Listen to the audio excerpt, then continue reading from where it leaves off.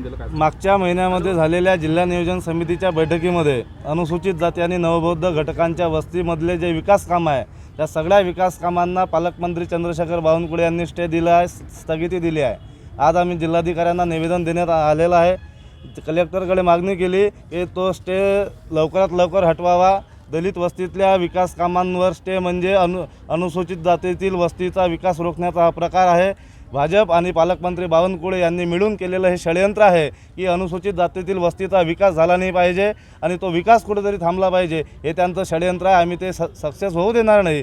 आम्ही यानंतरच्या काळामध्ये मागणी करणार आहोत की पालकमंत्र्यांनी जो स्टे दिला तो अनुसूचित जातीच्या वस्तीच्या विकासावर अन्याय करणार आहे। त्यामुळे आम्ही सगळ्या पोलीस स्टेशनमध्ये वंचित बहुजन आघाडीच्या वतीने पालकमंत्री चंद्रशेखर बावनकुळे यांच्यावर ॲट्रॉसिटी अंतर्गत गुन्हा दाखल करणार आहोत आणि यानंतरही जर प्रशासन जुमानलं नाही तर वंचित बहुजन आघाडीच्या वतीने जिल्हाभर आंदोलन करू आणि दलित वस्तीतील विकास कामावर आलेला स्टे आम्ही लवकरात लवकर हटवण्याचा प्रयत्न करू। किती कोटी दलित वस्तीमध्ये जे बांधकाम आहेत, रोड आणि नाली या संदर्भात इतरही विकास कामं आहे, पालकमंत्र्यांनी त्यांच्या स्टेमध्ये मेन्शन केलेलं आहे की ते फक्त सिमेंटचे कामं आहेत, बांधकाम आहेत। ते बांधकामच्या व्यतिरिक्त इतरही कामे करावे लागतात, म्हणून त्या एकासाठी सगळे कामं त्यांनी थांबवलेले आहेत। हा चुकीचा प्रकार आहे। पालकमंत्री महोदयांना सांगणं आहे की या देशामध्ये लोकशाही आहे, तुमची राजेशाही चालणार नाही।